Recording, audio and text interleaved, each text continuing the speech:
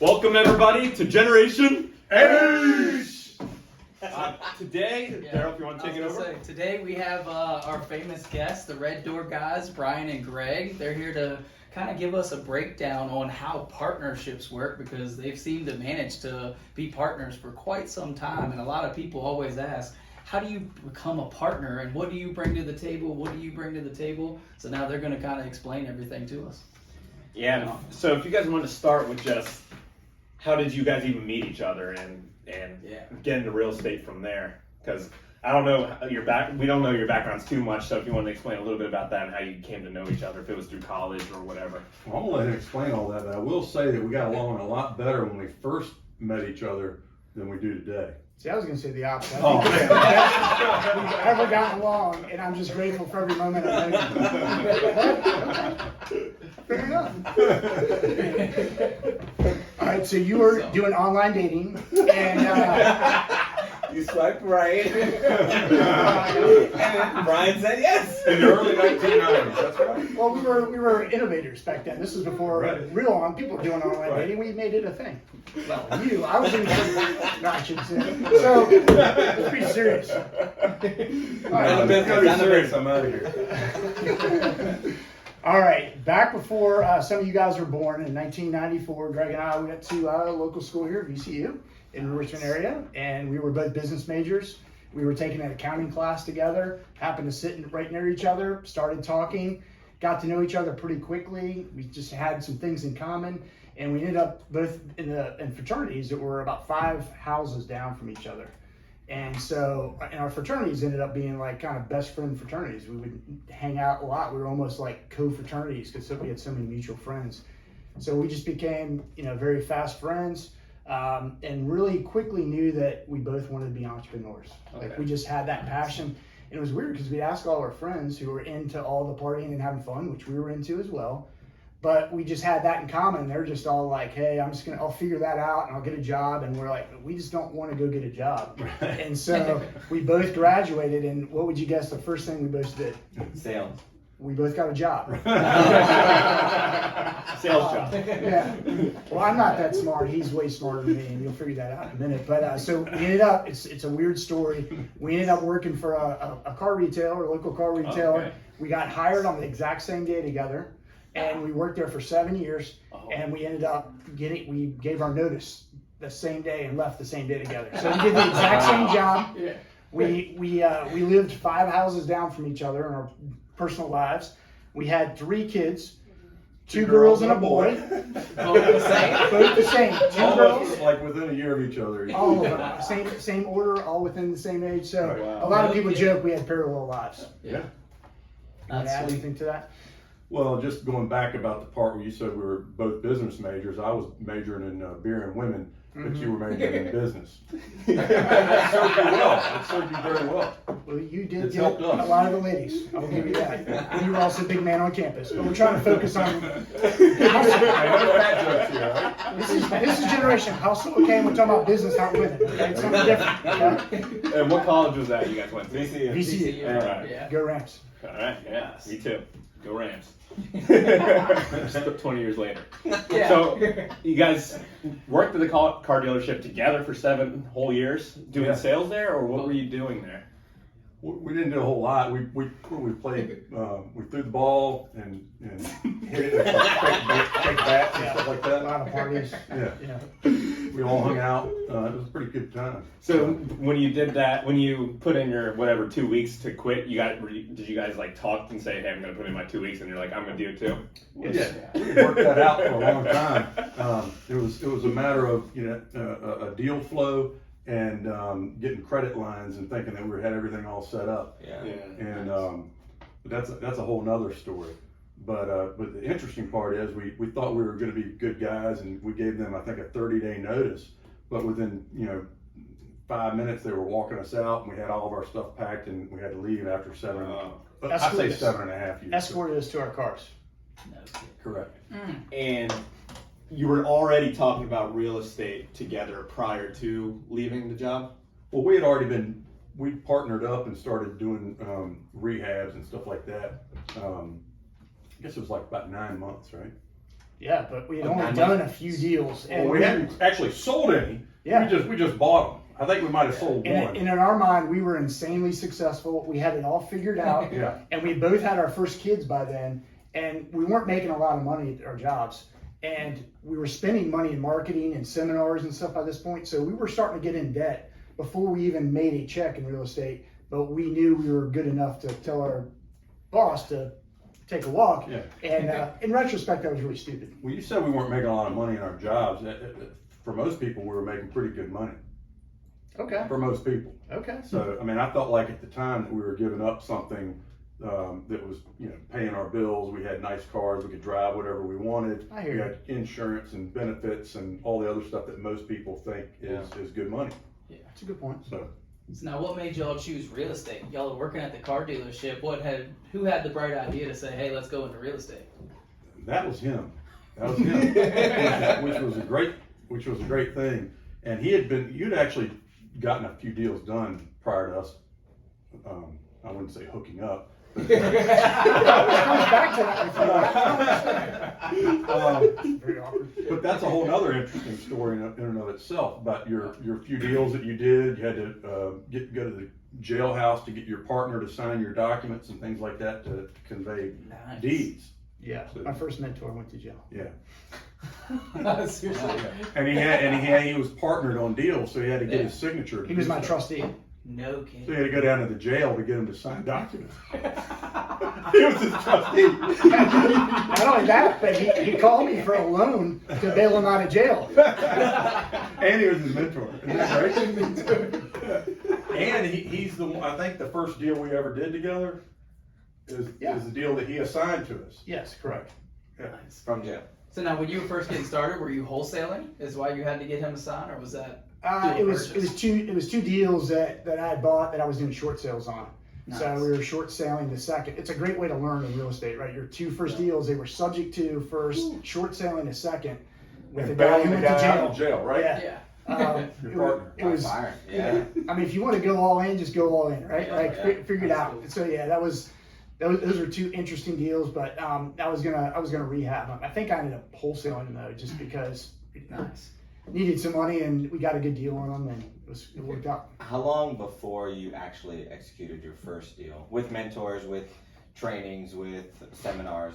How long did it take before you got? So for anybody that's like trying to figure it out and trying to break through, how long did it take you to get through to your first one?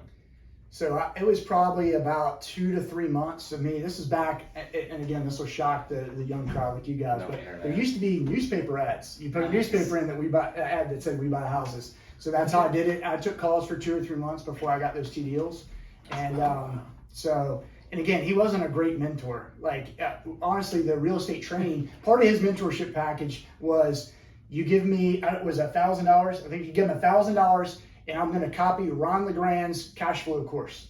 And he gave us Ron LeGrand's cash flow course, which of course I burned and gave to Greg. Right. And so, but I'd listen to that, and Greg did too, listen to that every night. I mean, just for hours, just so we knew that, like we almost memorized this. It was probably 36 CDs or something. It was like, because 3 different courses. It's a lot of information, but it was great. I mean, when we listened to that, it just lit up our minds. We're like, oh, it's another world. Like Well, we had no and idea. the funny thing is Brian had kept telling me that, hey man, you need to get into this real estate investing thing with me. And I guess I was just busy doing other things, having fun or whatever it was. I wasn't committed to doing something, and Brian was very committed to it, which is great. But he gave me these CDs, and I was on my way to go to Atlantic City to go gamble and hang out with a friend of mine for his bachelor party or something. And on the way to Atlantic City, I was listening to these CDs for the first time, and I was just blown away. I literally, when I got to Atlantic City, I didn't even want to get out of the car and go have fun because I was enjoying, the CDs and listening to everything. And then I couldn't wait to be done for my weekend of Atlantic City and get back in the car and listen to them again on the way back home. That's And when I got back, I called him. I'm like, holy crap, is this stuff legal? I'm thinking the jailbird is the one that gave him these CDs, right? I'm like, you can really get a house under contract for, 20 grand and wholesale it and make, sell it for 40 and make another 20 and not have to come up with any money. Yeah. I didn't, and you can people will like literally give you their house and you can take over the loan and leave it in their name. The reason I'm late for this podcast today is because I got a call from a subject to seller, and I wrote the contract real fast before I left to come here. That's a good reason to be late. And it is, and they've got a 20-year loan, like 3 7/8 interest, and it's in, they're not behind on payments or anything, but it's just crazy that people will just sign over a house to you and leave the loan in their name. Yep. Anyway, it was hard for me to believe it was true, but when I got back, I was so excited, and I guess it kind of helped Brian. I don't know. It was a really cool thing. I want to tell one quick add on to that story. So years later, it was always funny to me that we never went to a Ron LeGrand seminar until many, many, many years later. And we'd done all these deals off of his information. So we got to speak at this event that Ron was speaking at. And so in my speech, I had to say, or I didn't have to, but I wanted to say, by the way, we got started in a bunch of deals by getting your CDs ripped for free. He was using us as testimonials and all this stuff, and he was fine with it, but it was funny. And what's also funny is that first deal that you did. Did we buy that back just recently? Like, No, it was like a couple houses down on Orcutt. Are you sure? No, Hopkins. Didn't you do? Oh, one on Hopkins. Yeah, I thought you were talking about the one on Orcutt. Okay. Nobody cares about the streets. Well, but we've like- owned Hopkins for a while now, but Yeah. wasn't that your first deal or second deal Yeah, or something? yeah. Would We you probably bought shouldn't be it- you giving bought it back? addresses on here, but yeah. Well, we're not giving the address, but Yeah. it's a house that we either own or just sold in the last couple of years. That was my very first deal that I did a short sale, subject to a short sale on, bought it, and then this is like, I don't know, 18 years later, 19 years Yeah. later, we bought it back again, and now we own it as a corporate rental. So That's awesome. yeah, Pretty cool. Was it just on the market and you just bought it? Might have been a that was foreclosure. probably a foreclosure. Oh, okay. But So we you bought ended it up at a good buying, deal. what was weird about that is we bought, and it probably doesn't matter for all this, but we bought the house next door to it, and that was probably a foreclosure as well. And then we ended up buying this house maybe a year later or something. So we had owned 2 houses side by side, and one of them was the one that he had bought. It was like his first or second deal from 18 years before that. That's cool. That's pretty neat. I'm curious, what did you sell it for 18 years ago, and what did you buy it back for? Man, I think we sold it for somewhere around like 75 grand, something like that. We might have bought it back for 40 or something. I don't know. Less? I'm sure it was less. This is when things were cheaper though. This isn't today's prices. Oh, So, okay. Yeah. This was And like we got 5 it years right ago. now. Yeah. well, we rented it out for several years, then we turned it Actually, into it's a probably corporate worth a rental. lot more than, it's probably worth 220 or something now. 230. Nice. That's cool. So how long ago did you quit? From now, how long did you quit your corporate Early jobs? 2000s. So we did our first deal together in 2003. We quit our retail cars jobs in 2004, and we've been full time ever since 2004. Okay, cool. So And going on 18 years. Yep. That's cool. yeah, and ever since you bought that first one together, do you guys only partner with each other, or do you guys still dabble on your own if you find like a good deal? I'd say up until the last 2 years or something like that, everything was just the two of us, right? Yeah, I mean, Unless you were out cheating on me and I didn't know about it. I heard you were cheating on me, so I had to get you back. No, we've done a few things in the last, I don't know, 2-3 years or whatever Yeah. that aren't with each other or whatever. But our everyday business is our partnership. Everything's Nice. 50-50. Yeah. That's cool. So now most of y'all's rentals and everything are owned 50-50 as well? Correct. That's cool. Yeah. That's pretty cool. Yep. And so you first got started, you bought the subject too, and you wholesaled your first deal together. Is that how it got That was started? my You said? deal, the one we talked But about. before Greg and I you did guys. anything. Yeah. Yeah, so our first deal that we did together was from the Jailbird, who, and Brian was like, all right, so the Jailbird's got, he didn't say my mentor, whatever the guy's name was, we're not gonna say. And he said, hey, I've got this deal, and he's gonna sell it to us. We gotta make a decision right away. And if you don't wanna do it, I'll do it. I'll do it without you. I'm like, well, I wanna do it, I wanna do it. I say just like that. Yeah, it's kinda like that. It's pretty condescending. I'm embellishing it a little bit. Couldn't tell. That was a good impression. I'm like, all right, I'll do it. Sounds about right. So, so I think we had taken a quick look at it or whatever, and it's funny though because, and Brian was right the whole time, which I'll go ahead and give him that. But I thought that when you in real estate investing, you wanted to be in like really nice areas, and going in some of the areas that we go into, and I know you're in. We've sold you a couple of properties in a rough area. At that time, I was like, I'm not going in that area, Yeah. But it turned, and he was like, well, if you think you're going to go do a bunch of deals over in the West End in perfect neighborhoods, then, you know, this isn't the right business for you. And I'm like, okay. So we ended up accepting an assignment of that contract. So I think he had it under contract for maybe 10, and we're buying it for 20. Yeah. And it's crazy though, but the house was a burnout, you know, and of course that was my first deal, and he had already been obviously into a few deals at that point. And when I looked at it, I was like, oh, this is crazy, you know. But I was like, all right, I'll go along with it. I'll trust in the process.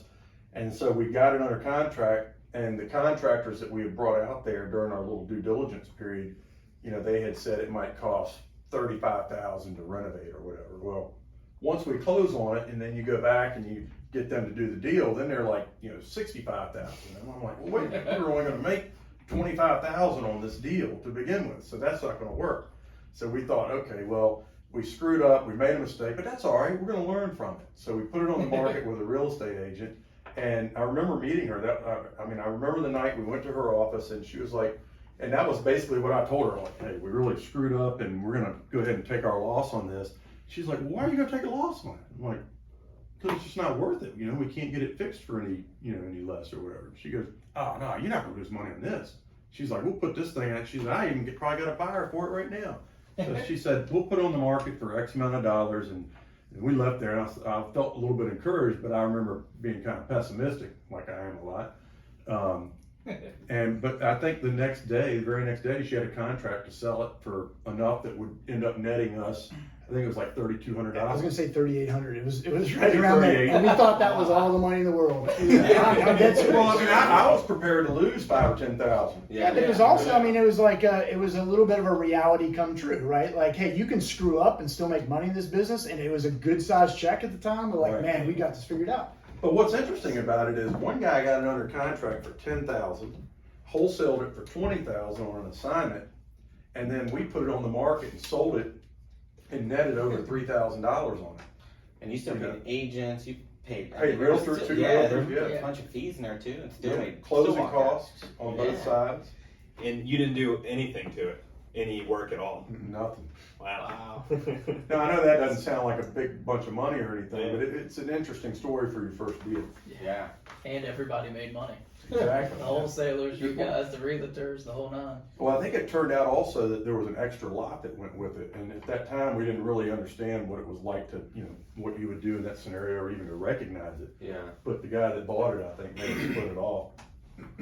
Now, at that point, you guys was striking gold, right? 4,000, right? Like, it was amazing. But you guys had a decision immediately after that of like, we can then continue to partner, which you obviously did, and then eventually turn into the Red Door guys, right? Or like go your separate ways, have your skill sets. Why not that, and why did you choose continuing to work together fully? Were you guys working independently, like at the beginning, and then He a was. couple years? He was for a little bit, but he got me into it, and we just started doing it together. So, you know, we really didn't have a big conversation about, you know, who's going to do what and what percentage. It was just 50-50, and we were just going to go figure it out. And you know, we were good friends. And again, like he said, we lived 5 doors away from each other. His wife and my wife hung out. We were always together and doing stuff. So We had done some unsuccessful business ventures before that, where we had just kind of planned and assumed we were going to be in business, and we just didn't know what. So we had all these different things that kept not working, and then we found real estate and had some success, and we're like, oh yeah, this is it. This is where we want to be, and of course we'll do it together. It wasn't even that much of a discussion. I think it was just an assumption. Yeah. You're working with me, nobody else. I was going to ask that too, because usually you don't just start, like, jump into real estate and you just, I mean, everybody has a bone in their body. If you're an entrepreneur, everybody has a bone in their body where they've tried a few things. I mean, I in elementary school, like, shaped crayons and melted them in, like, the shapes of whatever, and then sold those. And, like, I mean, everybody has, like, a bone in their body where they try to make some sort of money, and that's where they eventually lead up, right? So, like, what are some of these other ventures? What are some of these other interesting ones? Because you guys are now doing, beyond real estate, you guys are doing other interesting ventures, which we'll get into. But what were your kind of, like, precursor, pre-real estate ventures? One of them, of course, was everybody starts off in multi-level marketing. right? Like it's a pretty popular thing. And Yeah. so we did multi-level marketing for several years. We thought that was the big thing at the time. This is how we're going to get rich. We had a local mentor who was super successful in the company, and he really mentored us, and we thought we were going to crush it. Made a little bit of money. Greg did okay for college money. It's probably a lot of money, really. And so that didn't pan out. Our next venture that I can remember that was our next big adventure was we were going to open up a car lot, right? So we bought cars for this car company. We figured out we knew how to get good deals on cars. And so we're just going to open this car lot and sell like a little buy here, pay here lot. And we had a friend of ours who knew, I'm going to say a bad word here in a second, a Washington Redskin, because they were the actual Washington Redskins. So a Washington Redskin friend of a friend was going to back us financially and give us several $100,000 and be our backer. And we had a place picked out. We were getting ready to sign the lease, and that's right when he got hurt, and he pulled the plug on the money, and there went our genius idea of having a car lot. We might not be here today. Who was it? Joe Patton. He was a left tackle for the Redskins, starting left tackle. And it was going to be Patton Motors. We had, I think we even bought the LLC, and we had everything ready to go. We were ready to sign the lease. Yeah. That's cool. Yep. Was there anybody in the family that was already doing real estate before you guys jumped into it? Or was it like a new concept, mentor, CDs, and I just drove the whole thing? Yeah, I don't think you did. I know I didn't. Well, we read Rich Dad, Poor Dad, right? I mean, that was kind of a... No one does that, I don't think. Yeah. Where's that? Who? That's a good book. I You ever read that? What? He's never heard of it. Tell him about it. He wants to learn. He's messing with me. I wanted to do quick on. I had a quick question about your first deal together. How did you guys create an LLC, or did you guys kind of just jump in together and just split it on your personal names 50/50? I'm sure it was in our names. Yeah, I think that was in our names. Yeah. And then right after And then we that, we started started Land Richmond Trust. Investment Group or something like But that. yeah, and we did some land trust and a few things too. Okay, just curious for people wanting to start. Like, how, I guess the question I was getting at: is it that important? I think it's real important to do, but I wouldn't not do a deal because I couldn't get that set up. But I mean, I think you do need to be careful, and one of the reasons is because of the dealer status. So if you buy and sell a property in your own personal name, that you don't want the IRS to see you as a dealer, or else everything you do from that point forward that flows to you, at least that's my understanding, could end up being flagged as a dealer status, and you end up paying more taxes on things that you shouldn't, Gotcha. like long-term Yeah. capital gains and stuff like that. Nice.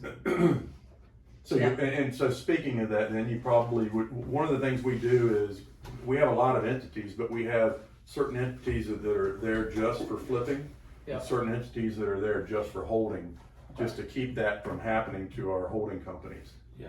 So you're keeping your LLC separate from Correct. your holding to your, okay, Yeah. nice. Yeah, that's smart. Now, if I could ask, if you had to point out, and each one of you could answer one, if you had to point out two of the strengths that have made you a stronger partnership, or two personality traits, it could just be temperaments, it could be anything, two things that have made you guys have a good, strong partnership. Well, I'd say that the one underlying thing is just a trust factor. So we both, well, I shouldn't speak for him, but I believe that we both fully trust each other with everything. Yeah. And so when you have that kind of trust, you don't have to ever, worry about what something might, something somebody would do to you or something that would happen. I think that's a major thing. I think another thing is to have different skill sets so that you're not both trying to do the same thing. Because at some point you may feel one person might feel like it's, it's not necessary to have even a partnership. So in our case, we have some similar skills that we share, but also we have some things that are different from each other as well. What would you say? I would say probably loyalty too, which is similar to trust, but it's a little different. So like, I just always knew that he had my back, that we weren't going anywhere, that it was both of us in it till the very end. And that gives you a little extra fight and gumption when, if you're out on an island, which, most investors are, they don't have that partner to lean on. Yeah.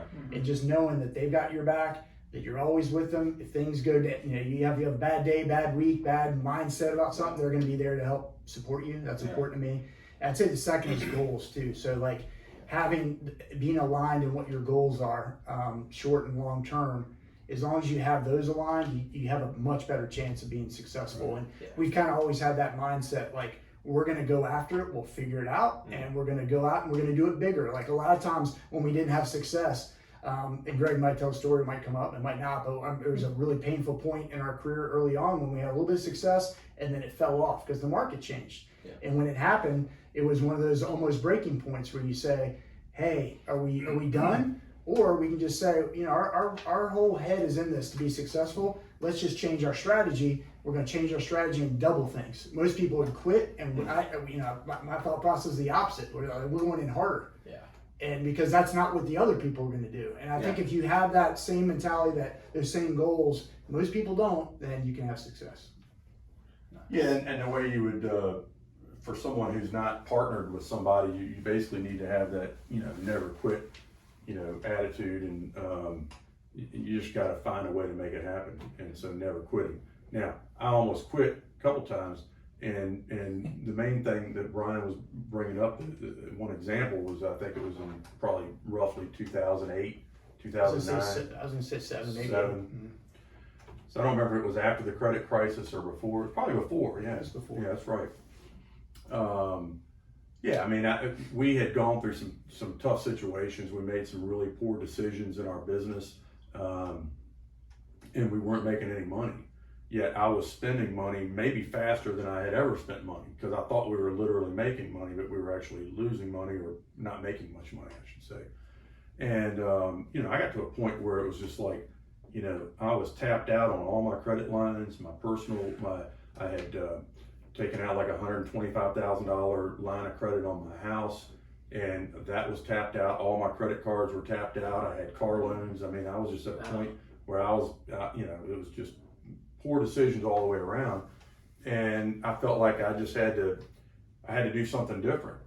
And so when we talked about it, and I was pretty emotional at the time, and you know, in my mind it was like, okay, you know, I'm done. And Brian was like, well, what if we just I don't remember the details of it, but the main thing was like, you know, what if we just increased our marketing enough to get more deals, so that we can get out of this mess and, you know, and make it, you know. And I was like, oh, I hadn't thought of that. So by the end of the phone call, I went from being emotional and crying and basically thinking I'm filing bankruptcy and quitting and going back to a job, which I didn't want to do. Then it was like, you know, smiles, and we're gonna, you know, light up the world, and that's what we did. So we just went from doing, you know, I think we did like 4 times the amount of marketing or something. I think we were doing 1 to 2 deals a month, and we're like, we need to do 4 deals a month to sustain our overhead. We had a really high overhead. We had staff, we had a ton of direct mail going out. It was 10, I'd say it was like 15 to 20 grand a month was our overhead, just because we were spending a ton of money and all this stuff. It's crazy. Yeah. Now, was that because y'all were having so much success from 2004 to 2007? Well, the market had changed dramatically. Yeah. So from 2004 to 2000, maybe 6.5 or something like that, the market around here was similar to what you've seen over the last couple of years. Maybe not quite as hot, but it was hot. And you know, there were certain areas where we were renovating houses in, like Churchill and Highland Park, and it was like those were the first ones to go. So when the market started changing, it was the areas that we were working in that just like it was like turn the faucet off, and we were done. And I think it was somewhat of a similar situation to what we're getting ready to go through. Yeah, I agree. Where things I were think we're really already starting to heated. feel it. They were super heated. In 2007, we saw it happening. We weren't smart enough to know 2008 was going to happen. I'm sure it was really hard to predict, but we knew something was going on. Right. So sellers weren't like calling as much. They were still wanting really high numbers, but we knew the market had cooled. Retail numbers had cooled. There weren't as many investors buying our wholesale deals. So it was just hard. It was a really hard environment to make money. Mm-hmm. And so we just knew something was different. And so at that time, we just like, we're going all in. We'll double down. And then not too long after that is when we changed our strategy, and we went to the Ultimate Strategy seminar in, where was it, Dallas or Atlanta? It was Dallas. Dallas. And that was literally the week that the credit crisis had happened. I don't know if were y'all even born then? It was 2008. Greg's I got don't remember We it. were in college. But so y'all were at an age where maybe you weren't really paying attention to that, Yeah. but we were at this seminar in Dallas, and all day, every day, we were basically, learning about something that was gonna be what was gonna be what was gonna help us be super successful over the next couple of years. And we didn't really realize it, although we were excited about it. But every day, we would either go back to our room real quick to, grab something at lunchtime, and you're watching the stock market was going down. I mean, at those days, it was like 500 or 600 points a day. It was like every day for a week or whatever. But that's all you would see, so it was pretty crazy. But that was what we were learning at that point, was to do seller financing, and also putting it with a twist of doing substitution of collateral. So maybe we'll share a deal. If you want to do it now, we can do that. We'll just kind of walk through what happened with one of those deals, because it was a pretty big deal. Sure. Yeah, please. And what year was it? This is the deal. Probably 08, 09. So Right during while it the was crash. while it was going down. Yeah, Or was because it after? so what happened was, people still wanted their price, right? So let's say their price was 100, right? But the market was going down, and investors weren't necessarily paying 100. Yeah. I know we weren't, but we were. The offer that we made to these people was, we'll give you, let's say, $70,000 all cash, or we'll give you $100,000 over the next, I think, let's say 20 years. Mhm. Okay, and we'll give you like $5,000 down. You'll hold a note back for $95,000, and we'll pay it $300 a month, all towards what we owe, so no interest for 20 years. Okay, and you're going to go in second position, which in their case I think was third, but let's just say it's second position, and that allowed us to be able to put a first mortgage in position in case we wanted to renovate it. And then they hold back a second for $95,000 for $300 a month. Nice. And then we could substitute it later, if we chose to, onto another property with equal or higher equity, right? So what we realized was that, I probably end up not giving them. We were able to find a buyer who was willing to pay, I think, $125,000 for the house, all cash. Mhm. So we wholesaled it, and we netted about, I don't know what it was, but let's say $20,000 in profit on the sale. Yeah. But we didn't have to pay the $95,000 back at the sale. So we were able to walk with over $100,000 in cash, and then we substituted the mortgage onto another property that we owned, and we continued to pay them the money, and they were secured. I mean, it's all legal, and we paid them. We were continuing to pay them until a few years ago, which is another great thing about seller financing, is that, later on, a lot of times, they'll either, their circumstances will change and they want money fast right away, or they pass away and then their heirs want money fast right away. And so you kind of have to re-educate them. Remember when we made the first deal, it was less money for cash and it was more money for the long 20-year deal. Yeah. And so in that deal, I think they came back and they needed their money real bad, and we're like, well, we'd much rather just pay you over 20 years like we agreed upon, but we'll make you an all cash offer. And we made them a cash offer that worked for them. It was much lower. They made them happy, and it was also something that was a good deal for us. Yeah.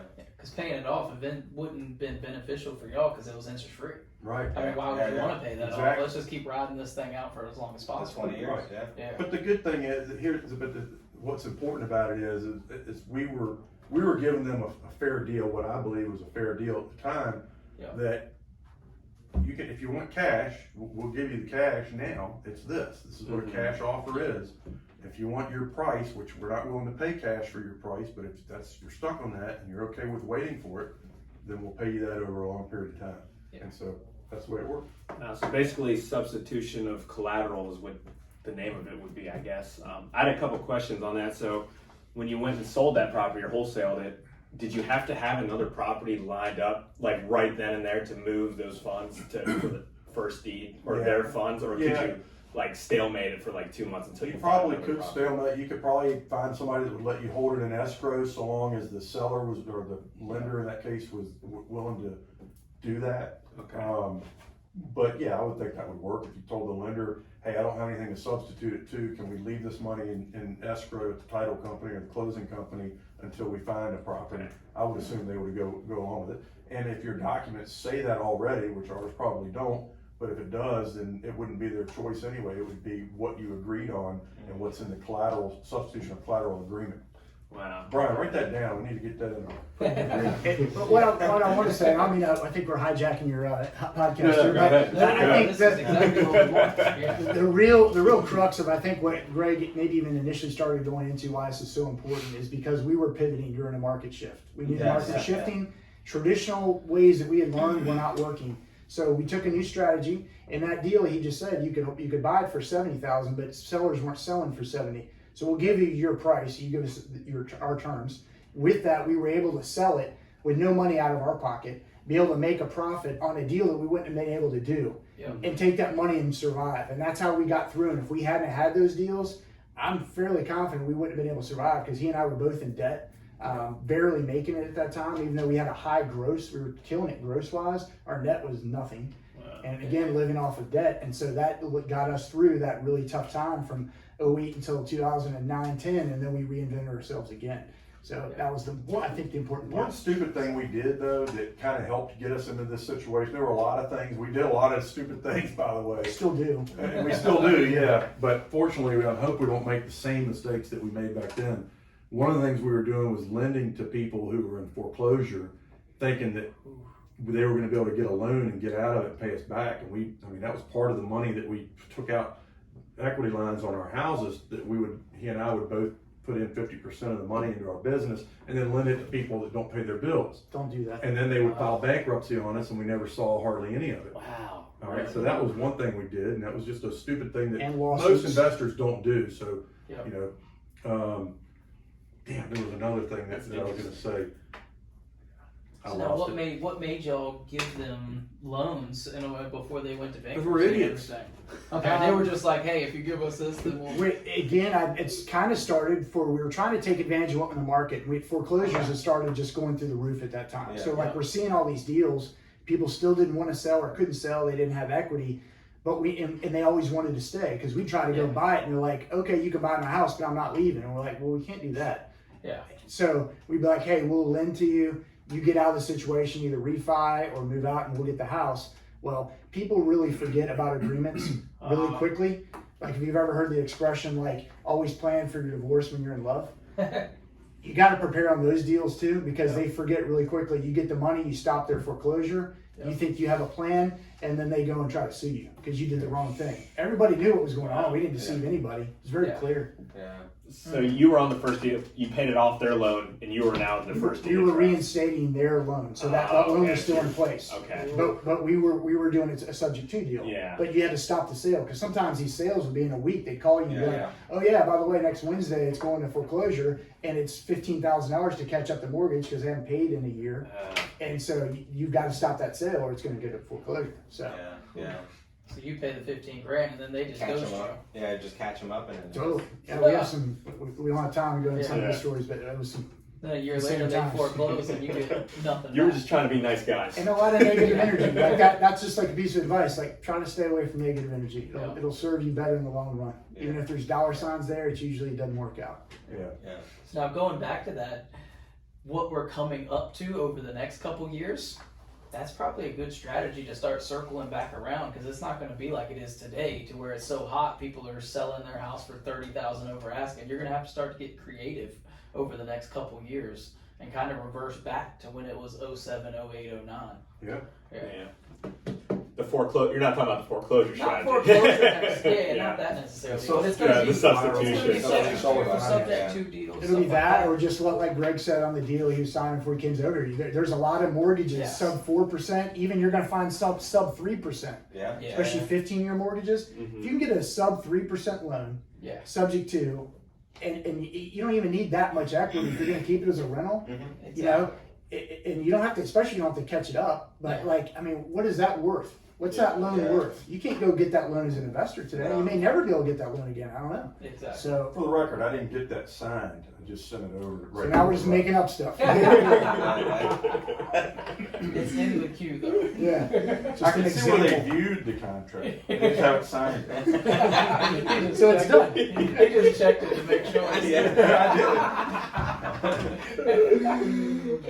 At that point, did you guys? Because you were saying that that money that you guys were collecting, right, for the subject to collateral. Did you guys have any rentals? Because you did have Not rentals many, at that it was point. Not many, yeah, probably 5 to 10 or something like Something that. like Yeah. Okay, but this additional creative way of bringing in some money helped. Yeah, and it's Survival. important in that scenario to have the seller be in second position. And so, Yeah. and it's not in order to put them in a risky position, it's just to it's the mechanics of making a deal work, you know? They want their price, and then we're trying to find a way to give them their price. So we make them an offer, they're happy with it, okay? And now we just need to make it work. And the way we need to we can't get a private lender to go in second position behind a 100% first, right? Yeah. 100% LTV first. Yeah. So you've got to get the seller who wants the 100% price to go in second position behind the private lender. And the private lender's money is you shouldn't be using it to go out and buy Corvettes and boats and Lamborghinis like Brian does. You need to use it. You need to use it to make the deal work, to pay for the closing costs or down payment money and repair money. You know. Yeah. Nice.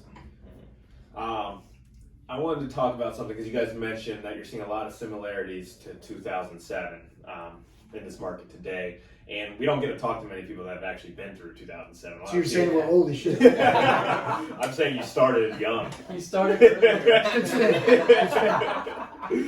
And so in 2007, I mean, a lot of people today are pretty, like, a lot of investors are a little worried to buy, a little worried about the future of the market, especially in our circles and people on YouTube, whatever. Were you seeing that in 2007 as much as today, prior to the crash, people worrying about the next couple years? Well, but before the 2008 crisis, yes, because the market had already slowed down dramatically before the 2008 crisis. Okay. So, like what I recall was late 2006, the market had peaked, or maybe mid 2006, and then it had peaked, and then in late 2006, it started realizing that things are going to come down. 2007 was kind of like stale, and you just couldn't get anything done. Okay. And then 2008 hit, and it was just like Armageddon. Okay. See, I kind of disagree a little bit with that. Like, I think we saw it because we were one of the bigger players. I'm not trying to brag at all, but we were one of the bigger investors in terms of how much marketing we're doing, how many deals we were doing. I think the average investor that does a couple deals a year, maybe 5-6 deals a year, I don't think they saw it. I think they got sucked into the hype that I think we're in now. And that's extremely normal. It's the same as the stock market. It's the exact same thing. When you get in an environment where it feels like you're in one trend and something changes, a lot of people are caught with their pants down. It just happens. And I think it happened then, and I think it's going to happen now. Right. And it's just easy. Well, and when you're selling properties, you can sense a difference, right? So this time a year ago, when we put a retail house on the market, we might see 30 showings in the first few days, and we'd get 7, 8, 10 offers. Yep. They're all competing, and the price goes from 300 to 330, right? And then it was similar to that. I don't think it was a year ago. I think it was 3 or 4 months I was ago. about to say similar to that was like 6 months ago. So the early spring of this year was the same way. And then when they started raising interest rates, everything just started slowing down from there.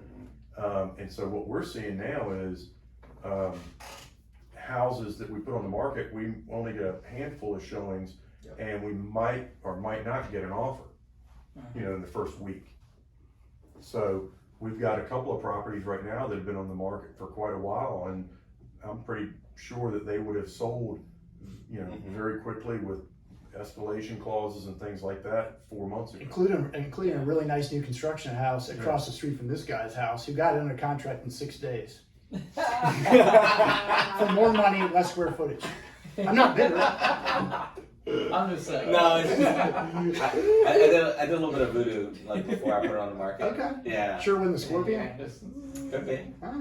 I won't say. I won't say. Yeah. At a priest. Whatever it takes. Yeah, whatever. But Exactly. a little bit to your, I think your initial question though, Dylan, was the fact that if you do it right, if you buy it cheap enough, and if you hold real estate long enough, you're going to be okay. I can't tell you is that a year, is that 5 years, at 20 years, but it's going to be fine in the long run. So just don't put yourself like at risk financially, where you know if a deal doesn't work or prices don't keep going up, that you won't make it. You're continuing to borrow and you're barely making it now. Don't put yourself in that situation. And I think, again, if you get through this period, this lull, whenever it fully happens and ends, you'll be way stronger because it clears everybody out. It's going to clear lenders out. It's going to clear real estate agents out. It's going to clear out real estate investors. It does every time. It's a normal market cycle. It's part of what has always happened. Now, So the best course. Sorry. I was gonna say the same. Best course, what would you suggest to get through the tough time? Like switch strategies or keep your buy and hold and just don't sell throughout that period and wait until it comes back, or It's just lay low, keep cash heavy, buy really good deals, and then just. Very good questions. I figured y'all were gonna ask this, but I think it's gonna be different for everybody. And it's gonna be different based on your situation, what your goals are, what your ultimate plans are. Are you in it for short-term gain? Are you in it for long-term? Daryl, I don't know, but are you a buy and hold guy? I am. Yeah, I'm a Okay. buy and hold guy too. Okay, so I know all three of y'all then are buy and hold guys, and you're young, and that's your long-term strategy. So, I mean, it probably wouldn't be a bad idea to just keep buying houses, just make sure you're getting good deals on them right now. Or wholesaling. I'd stay away from fix and flipping, and again, Yeah. stay away from as much debt that you Well, can't what are we handle. doing? Fix and flipping. It's not debt. It's not like, Like again, I think of the traditional. You go out and you buy a fix and flip. You Yeah. get a 6-month hard money loan. Yeah. Yep. It's coming due. The house isn't selling. The hard money lender says, "Hey, I want my money back." You start getting penalties and huge fees. Still on the market. I mean, in 2008, I mean, it wouldn't be uncommon if houses lasted 90 days, 120 days, like, and no showings, no offers. You have to continually lower the price. And what happens when you start lowering the price below what you owe, and the loans do? That's the kind of risk I'm saying. Do not take that risk. It's just not worth it. But the other thing is though, is if you do take that risk, take it in moderation, especially on the types of houses that you're fixing and flipping. So you don't do like what Brian convinced me to do recently, to buy a house and sell it for over $1 million. But fortunately, we found a buyer. Nice. Unfortunately, they pay a lot more than what we thought they were going, more than I thought they were. Yeah. But Went to, over to asking. be, to be clear, I think it was a good deal. I think it had to do with what we spent on it. That Yeah. really did.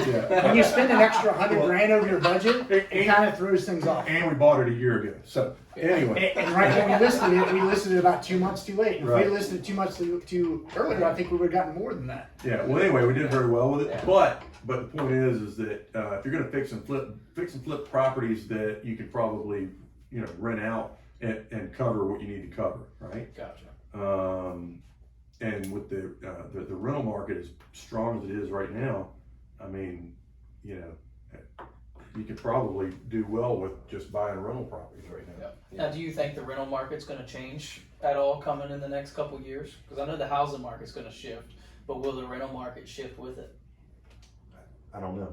I mean, I think it'll slow down. I don't think we Okay. can sustain, because rents were almost pacing what prices did on houses. They are. I just don't think that's sustainable, and I think you'll see the same thing you see on prices on houses. You'll see the areas that aren't as desirable. I think you'll see rents go down. So for local, I don't know if you have any national listeners, but like in our local market, Petersburg is like a kind of a hot topic, right? Like, do you want to buy rentals in Petersburg? I was having a conversation with an investor last night who's really big into the Petersburg market.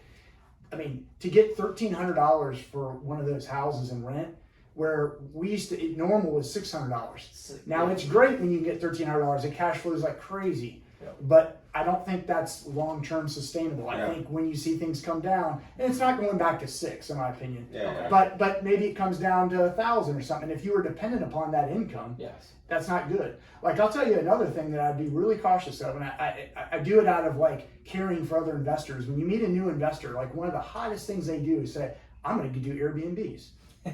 Okay, great. But the problem is, or one of the problems is, there's a few problems, but one of them is they're basing all their numbers of buying and rehabbing the house based on the income of what they're projecting for an Airbnb. Yep. Well, what happens when you don't get that income? Because it's not like a rental. I mean, over time, if you make a house nice, you're going to be able to rent it out at a fair market price.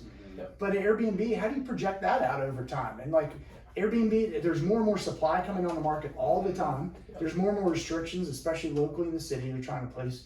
I just think that's not an area where I'd want to put all my eggs in one basket. And if you don't have the money to sustain that, I'd be very cautious with Airbnbs, especially Yeah, Airbnb. it is I a agree. sustainability thing because, like, an Airbnb, we all have Airbnbs, and I mean that's good. It's good cash flow, but it's like going on a diet, right? Like, sure, I need to lose some weight. Sure, I can cash flow more, just like for the Airbnb situation, but you're not gonna change your entire lifestyle for the rest of your life on that diet, right? Just like an Airbnb, like, am I really gonna have my Airbnb for 25, 30 years until I pay off my mortgage? No. Like, I'll probably get bored in like 2 more years, 3 more years, and then I'll be like, you know what? Regular rental, I'll sell it, whatever the case is, then I'll just get rid of it. But yeah, the sustainability thing is definitely not viable.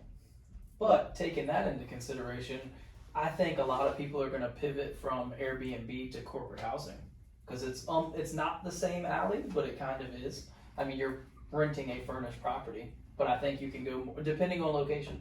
Just If your don't location- underwrite the deal based on those numbers is what I'm getting at. Yeah. Underwrite the deal is what you get for a rental, A long and then term it's rental. fine. And if you get, if normal rent is $1,200 a month, but you can get Yep. $2,400 as a corporate rental, Great.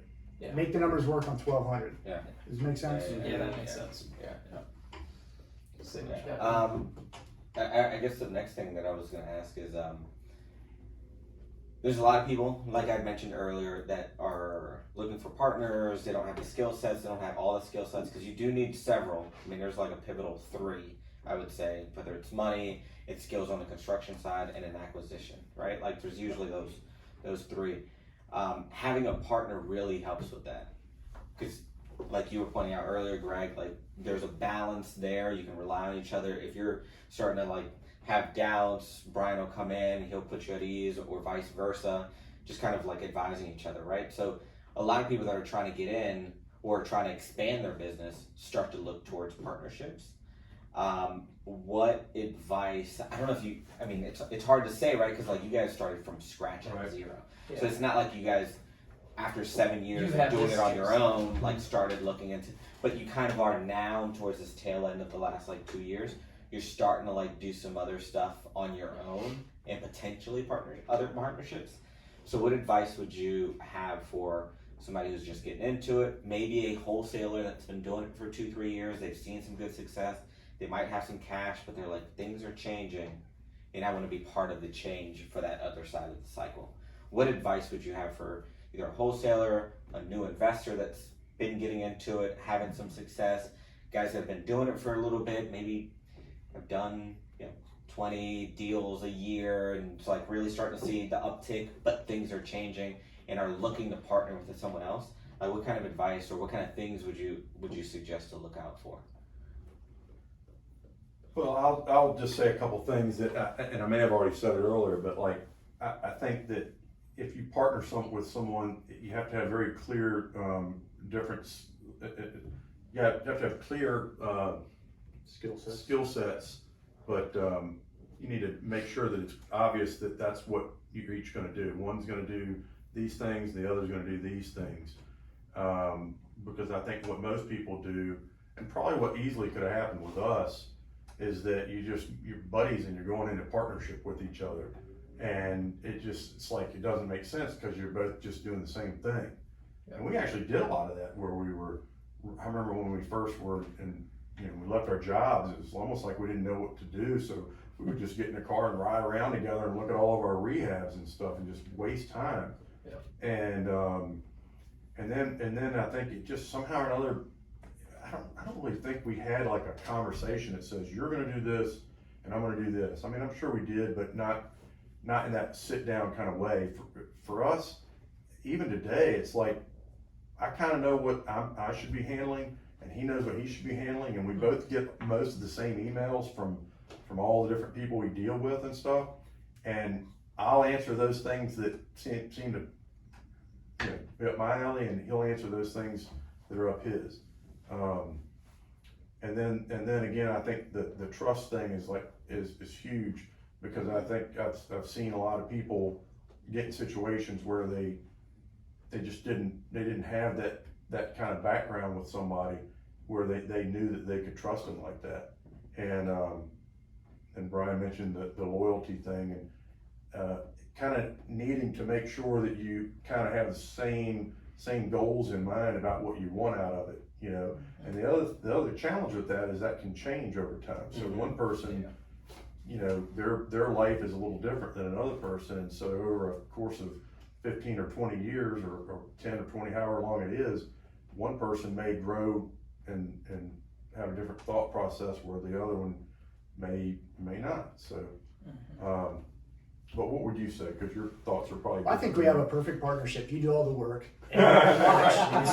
It's been perfect for me. A couple things, and just to tell you, I think Greg and I are the anomaly. We're not the rule. Right. Yeah. So very few people, and it's partly why you're asking the question, why people might be interested in what makes your partnership work. Yeah. We had at least, I was thinking in my head just then, at least 4 partners in different parts of our business early on. That's what I wanted to mention earlier. Go ahead. And none of them worked out, and they didn't even end that well. I mean, we parted sort of as friends. We actually have an ongoing situation now with one house that we partner with somebody who we think very highly of, but we just don't see eye to eye on this one particular deal. We've owned it for 12, 13 years now. Well, we've owned it for that long because we didn't really want to have to deal with what we're dealing with now. Yeah. And So we kept kicking the can down the road.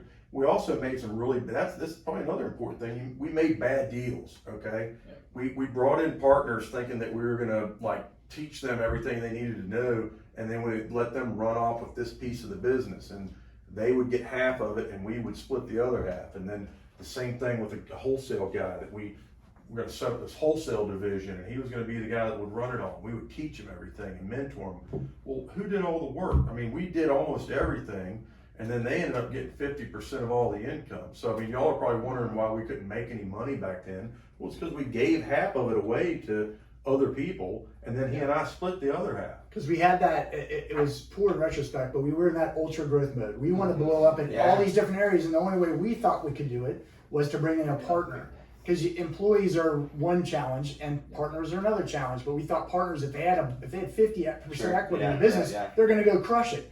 Well, they didn't have the same work ethic and desires and goals that we did. So again, we're the anomaly. If I was to give advice to people today, for one, I would say test it out. So don't say I'm giving you a 50% equity in my LLC that does everything.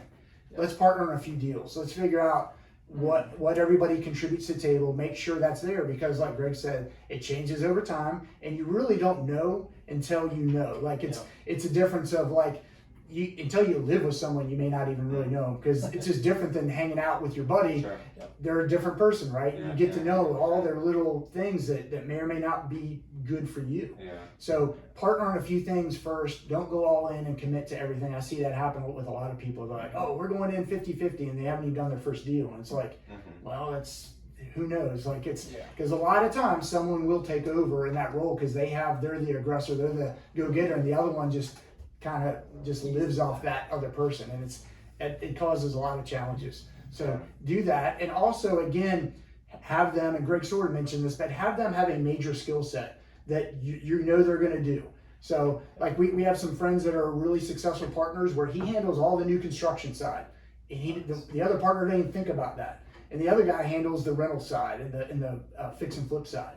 And they talk, but they really run those businesses separately, and they split everything down the middle, and they've been partners for 25 years, and it's worked, but that's not the norm. Hope that answers your question. Yeah, no, it does. It does. When you're going into these partnerships, do you suggest creating an LLC as you two 50-50 owners for those deals that you do, just to make sure it works and not put them in your personal LLC? Definitely, I wouldn't want to put my name with somebody else like that. No. Okay. Yeah, that can go wrong really quick for a lot of reasons, liability reasons and such. So. Gotcha. And pay the $500 or $600 to get an attorney to draw it up and things like that, whatever that is. Don't just go on The legal Zoom or whatever it is. Now you're talking for the whole thing, the LLC and the operating agreement and everything? Yeah, I think so. Okay. And then once you get one done, then you can just take the same one and recreate it each time. Would it be too risky then to have like some sort of JV agreement, at least for that 1 deal, 2 deals, just to kind of like test that out before you set? Because like once you set up an LLC, then you're doing extra tax returns and like you You start got a bank account. Yeah, you start going down this rabbit hole. Yeah, good But if point. it's just kind of like JVing, one That's a better deal, we'll idea. figure it out. Worked out, great. We had some disagreements, but we came out on the other side, okay. Okay, cool. But don't be afraid to start. Like that, most of our biggest successes have come from failing, and we've failed way more than most people have. But I mean, again, I don't regret that. That's awesome. Most people are afraid to fail, and I think we went after that fear. You have to go after that fear, and then as long as you learn from it, you'll be a better person from it. Yeah. Yeah. What would you say then, and this was a question for later, but I think it's a perfect transition, is your biggest, I won't call them regrets, but like opportunities that you had to learn, that you learned from, that now has put you in the position that you're in now? I'd say the very biggest, I think is the biggest one, the one that we mentioned earlier, is we were struggling, and we, for some reason, we had this limit on how much money that we were gonna put towards marketing, or how many direct mail pieces that we felt like needed to be put out, and we were just thinking, okay, well, we're only doing 2 deals a month, or 1.5 deals a month, or whatever, and I don't know why in the world that we didn't think, okay, well, let's just quadruple it and we'll just start killing it. But I think that it's just kind of like you need to, we probably didn't run the numbers enough in the beginning to say, okay, this is probably what the rate return, the KPIs and all this other stuff, that this is what we're gonna need to do to get 4 or 5 deals a month, which is what we needed to do to make a good living at the time, So I think that is just a good planning for marketing. Marketing is the biggest thing in this business is to be successful, is doing very good marketing. And I mean, what do you have to add with that? So it's a little offshoot of what you said, but from the very first seminar we went to, we walk in, we had no expectations, and it blew us away. It blew us away on just the entertainment value, the big stage, everything, the people we met. It was, you came out of there and everyone was positive. They were way more successful. And I think going in, we thought we were pretty successful because we had done a few deals, right? And you meet people, we met somebody who owned like 150 or 200 rentals, and we're like, wow. But he would share information with us, ask anything you want, and he would help us out. And we kept meeting people like that had this abundance mindset, that were successful, and that's what we want to be. That's what we can do. And I think that carried forward. So even when you go through moments like that, that mindset is huge. And it just reminds me always too of the Jim Rohn quote, where you're the average of the 5 people you hang out with the most. And it's your income, it's your attitude, it's everything. Yeah. And so make that network super positive, and everybody's contributing, and then constantly feed your mind with positive things that help you grow. And it doesn't have to just be in business. It can be your health, it can be spiritually, it can be whatever. But all those things I think help contribute to really make you successful. So focus on that, and then I'll focus on KPIs, your numbers, rate of return, advertising, and just focusing on the return, on your return, the foundations of the return. Making sure you're doing enough marketing to get what you need to get. Yeah. Yeah, I mean, Do more. And don't have a limited mindset about it. Yeah. And Because I'm sure you felt like that 4th that you were doing was a lot already. yeah, Right? absolutely. And you quadruple it, and you're like, we can do it. Yeah. And you guys crushed it. Yeah. Right? And just very recently, talking to a mutual friend of all of ours, and I was trying to give him some advice, and he's really hung up on 1 or 2 deals that he has. And he's so hung up, and you can tell emotionally he's kind of caught up in these deals because they're not working out for various reasons. And it's really because he has 2 deals. Yep. That's all he's got in the funnel. Yeah. And so going back to what Greg said, marketing is a massive piece. If you're not looking at enough deals, things become really hard because you're either not making enough money, you get hung up on those 2, you can't figure it out. If you have more good leads and you know what to do with, it's going to work out. Does that make sense? Yeah. No matter what, you can screw up a lot. If you have great deals coming in, you'll probably be okay. Yeah. Because then at that point, it's a numbers game, and you're just like, all right, on to the next one. Because you don't even pay attention to those bad deals. If you get a great deal under contract for the right price, you don't need the money. You don't even really need a buyer's list, especially today, as you can throw it on Facebook and do whatever. It's it's easier now if you can get the good deal. And that's why it comes back to marketing. It's way easier than it ever was when we got started. And you can screw everything up in the sales process and still do well, because as you mentioned, it's just a numbers thing. I don't want to say it's just a numbers thing. It can be just a numbers thing and you can do real well. Yeah. But you can also get good at some of the other things and looking at the KPIs and getting better at doing sales and acquisitions and things like that, and really boost your returns that way. Yep. But you can be bad at it as long as you can recognize what a good deal is, and you can be bad at it and still do well. But it starts with the marketing. Because see, I came from sales, and that's all they taught you is it's a numbers game. How quickly can you get to the next person? Because that can lead to the next sale. And I feel like real estate just ties right into that. Yeah. Like you just said, double it, triple it. Now, and I'm not saying that I think it's just a numbers game. Yeah. Oh, no, I'm saying that it can be just a numbers game, and you can do well with just that. You Yes. can actually turn it into not just a numbers game, and you'll get that and some more by doing other things. Yeah. Learning how to talk to people and Yep. different strategies, and you know, and we're learning all the time too. I mean, we've gone a long time without wholesaling houses, and you know, some of the guys that we know that are wholesaling houses are just killing it unbelievably because of certain ways that they you know, handle the dispositions and things like that on properties, and Yeah. you know, we still have a lot to learn. Which is crazy because y'all have been in it for 20 years and you still have a lot to learn. Which a lot of people don't recognize. That they think they already know it all, when really they're not half where they should be or can be. Well, you young guys are coming in and you got all this different new stuff that, you know, Brian's a lot more in tune with it than me because he listens to podcasts and reads a lot, things like that. I don't. I drink beer, wine. I go to the river. I just go have fun all the time while he's working. So he's at the lake house. No, but yeah, you young guys have different things that you've kind of learned that we didn't learn that same stuff.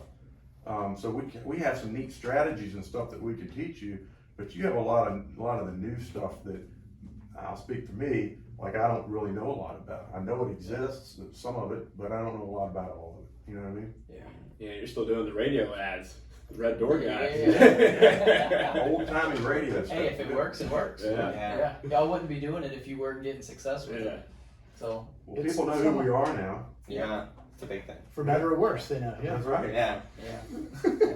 if they I mean, don't I know went from the into a radio- restaurant to get a sandwich today, and the guy came out from behind the counter and he goes, "Hey, is that y'all riding down the road in a white van with a red door on it?" I said, "No, that's the Red Door van guys. That's not the Red Door guys. That's the Red Door van guys." But it's just funny. Yeah.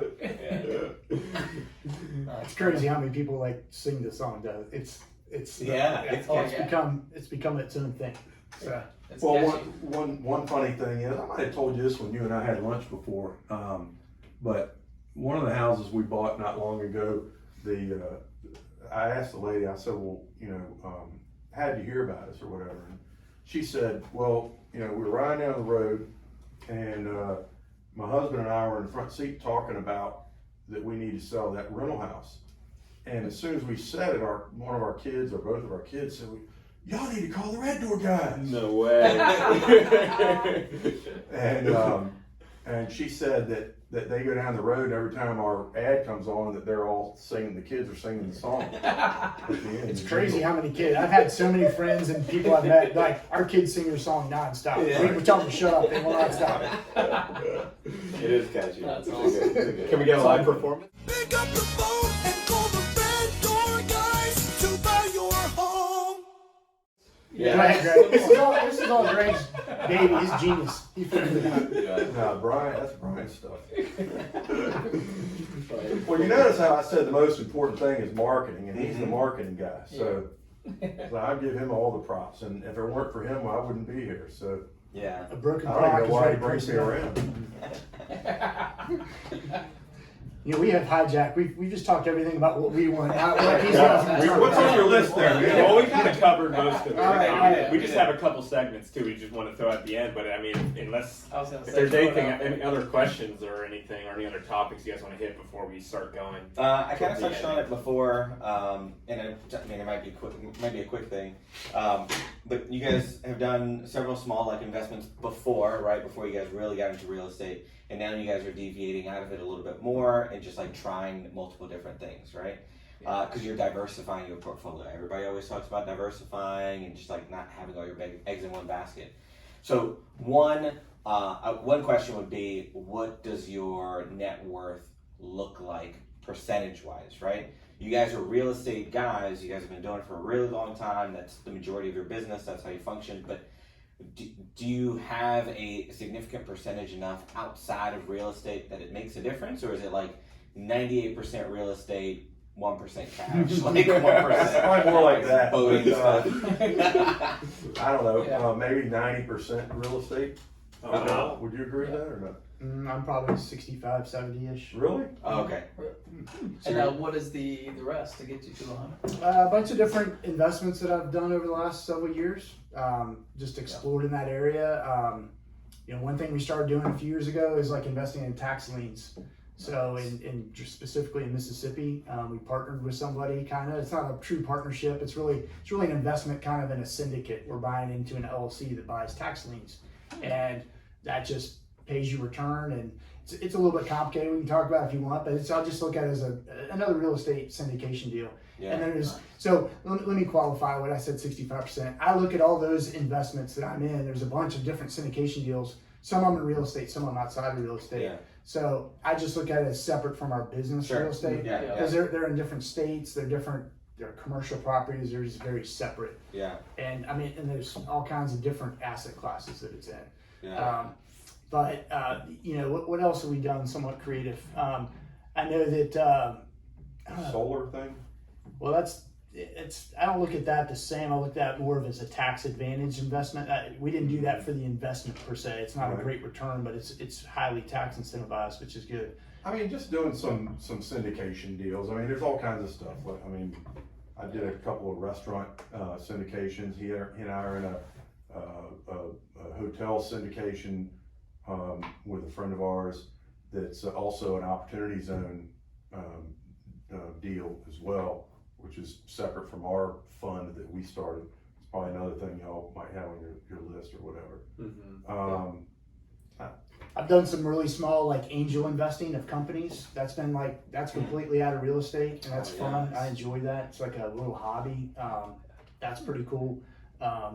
Again, self-storage Stocks. deals, apartments, yeah, stocks. Stock options. This is a stock guy. Yeah. You want to learn about Yeah. stocks? I learned from him. Yeah. I learned from him.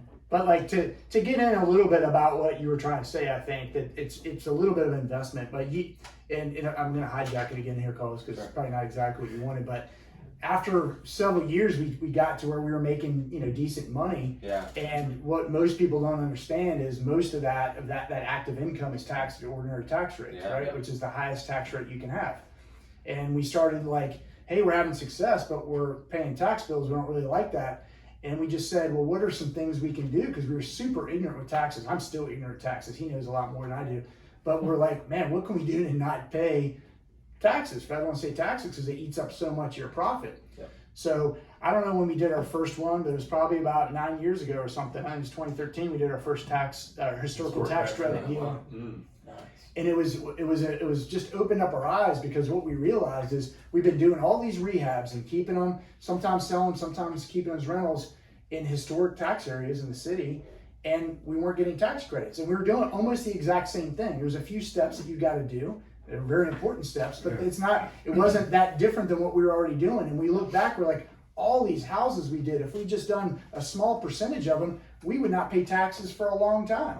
Wow. And that was just an eye-opening thing. Like, we just looked at ourselves like we're idiots, but let's learn from it and start doing tax credits. So starting in 2013, we started doing, a couple a year, and we tried to continue to do that because it's amazing on how much, you get a dollar for dollar tax credit, by just doing what we're already doing for the most part, it saves you a tremendous amount of money in Yeah, taxes. yeah. It's A dollar huge. saved is not a dollar earned, right? Yeah, so are y'all familiar with the tax credits? And I was how they actually work? gonna ask you to Yeah. Historic tax Go credits. dive Okay. deeper a little bit. So, so if you spend a dollar on qualifying rehab on a historic structure, and you're doing everything the right way, you get, I think it's 20% of that. So for every dollar, you get 20 cents of, let's just say every $100, you get $10 or $20 of historic federal credits. And when he said dollar for dollar, it's dollar for dollar on, so if you owe $10,000 to the federal or to the IRS, and you have 10,000 in tax credits, you just say, here's my 10,000 in credits, and now you don't owe anything. So that's what he means by dollar for dollar. It's much better than an expense. Most people have an expense, which just lowers your income, which can lower your tax bracket potentially. Yeah. This is an actual, you owe $1, you have $1 credit, total wash. Right. You And still so- make 500,000. You just So I feel like we're still paying our fair share. We're just Yeah. giving them credits as opposed to giving them money. And you know that's what the government has set up for us to help restore the historic fabric of our country and everything. And so we're doing our part to do that. Another good thing is great thing is that so for every 100, let's just say you spend $100,000 on a rehab, you get 20 grand in federal credits and you get 25,000 in state credits. At least in the state of Virginia. I don't know what it's like in other states. Yeah. Imagine it's the same or it might be different. I don't know. So we've got enough state credits to pay our taxes, state taxes, for a very long time. Just to be clear, when you get the taxes, you got to keep the property for 5 years if you want to get the federal tax credits. So it's a good deal, but you can actually do a fix and flip and get the state tax credits, but you can't get the federal unless you hold it for 5 years. But you know what? 5 years, unfortunately, just goes by like that. Yeah. You know, I mean, I was just like looking at some of the houses that we've had for state credits. I mean, that we have historic tax credits on, and you know, it's like they're getting to a point where they're almost all past the 5 years now. Yes. But anyway, so that's one thing. There's more stuff that goes along with it. It's a little bit more complicated. I would say if someone wants to do it, they should find someone in their area who's a historic tax credit consultant who can kind of, and we hire one on every job that we do. They kind of go in and they tell our project manager and our general contractor everything that needs to be done to make that house a qualifying rehab. And that way, and we've never had one turned down ever. In the beginning, I was really worried. I was thinking, golly, all these things seem like they have to work out. But as long as you have somebody walking you through the process, you should be fine. Are you spending more on the rehabs because in order for it to qualify? Sometimes we probably do. Yeah. But I don't think for us. It's not enough to make a difference. It wouldn't deter you from. Especially when you get the state credits as well. And there's something that's real important that most people don't know, completely legal, is that you can also pay another one of your entities to be a project manager, and you can pay another one of your entities to be a developer. And those are also, you also get tax credits for that as well.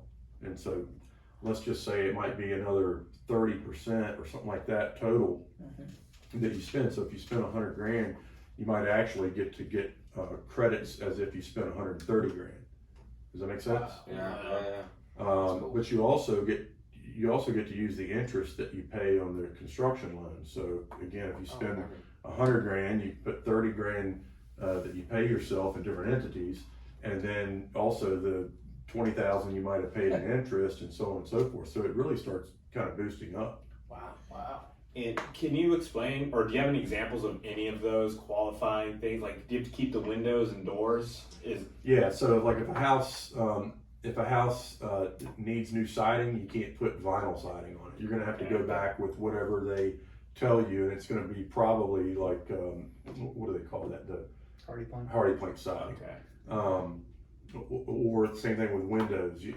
Even if you have, Or the killer's roofs, like a slate roof. We had a massive rehab that we did and had a slate roof, and it's like we got real lucky. we on got that. lucky. We got real lucky on that. But that, I mean, that's again. That's like it's the greatest deal ever, by the way. But that's all. Yeah, don't tell I got so much to say. I want to get it, like, even the more we don't have time, but like the other Yeah, depreciation so things much we've to done do. is Yeah, crazy. yeah. So Well, mention one thing about the depreciation is like one of the syndications things is an ATM machine deal. So you spend like $104,000 and you buy 7 ATM machines and someone manages it for you. There's an agreement there and everything, and you can write off, I think it's 100% in the first year, right? I'm not a CPA. I just go by what our CPA said. Right. That's what we did because we didn't know. We're like, Yeah, can you so write like this off for sure? He goes, yeah. So like, great. Really? So December 31st of a few years ago, it was literally, we were at the same, New Year's Eve function, and we were like, wives are probably irritated with us because we're trying to make sure that the wire went through to make sure that we get it in 2000 whatever on the last day of the year. Because what happened was we were able to reduce our income, our taxable income by $208,000. Hell yeah. But we had sold a bunch of properties, rentals and fix and flips, and so we had this tax bill, and so we were trying to talk to everybody. I was talking to anybody I could, like, how do we save money on taxes? Like, it's coming up, like, and so we got a bunch of ideas. Some we did, some we didn't. Yeah. And it's just a cool thing to It explore. is. It is That's very cool. Yeah. Money problem. Yeah. I have a quick question on tax credits for the listeners and for me as well. So let's say you have $10,000 in tax credits, but you have a lot of real estate, so you depreciate it and you're basically showing losses. Do you ever, if you keep showing losses, does that $10,000 just stay in tax credits until you show a It's a gain? carry forward. Okay, so just until you show a gain, then you use it. Yeah, but Okay. the federal credits, I think they only last for 10 years and then they go away, whereas the Virginia state credits are good for, I think, 20 years. Okay.